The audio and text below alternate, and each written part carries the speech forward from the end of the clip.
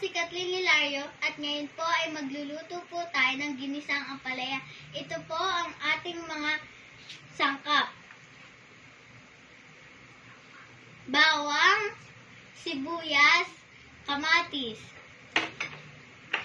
Ito po ang ating ampalaya. Hipon, itlog, cooking oil, at salt, pampalasa. Ngayon po ay mainit na po ang ating kawali at ngayon po ay maglalagay na po tayo ng konting mantika pang gisa.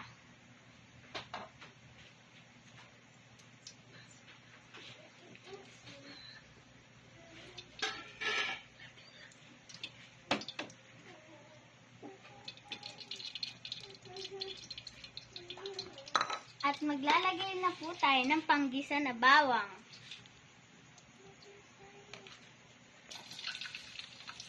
Mami! At hahaluin na po natin.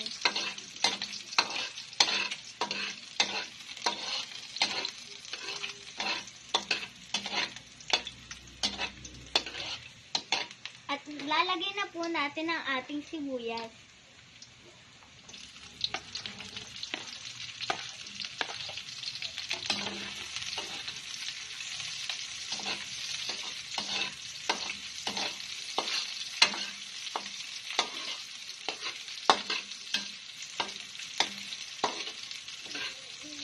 At ilalagay na po natin ang ating kamatis.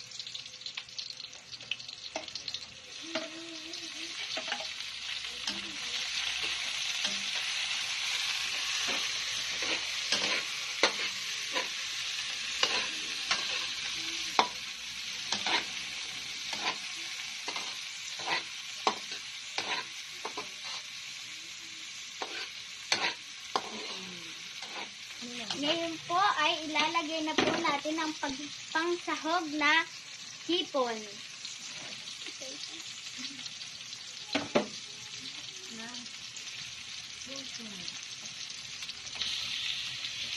At hahaluin po natin.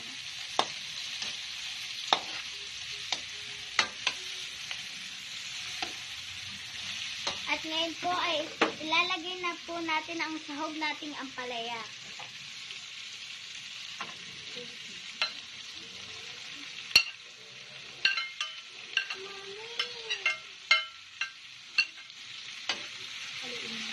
At hahaluin na lang po natin siya ng konti.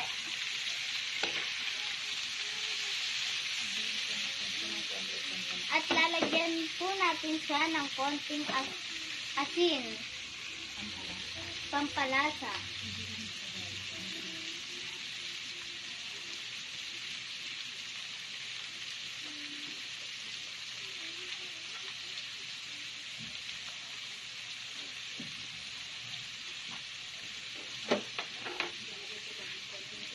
At maglalagay po tayo ng konting tubig. Takpan na po natin.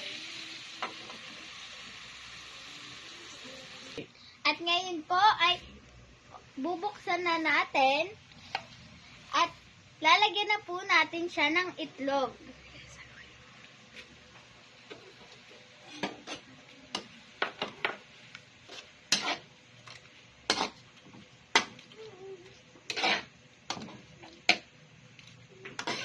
Haluin lang natin.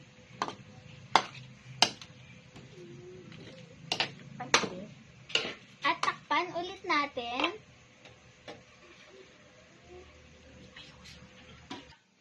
Ito na po ang ating ginisang ampalaya. At ngayon po ay tikman na natin.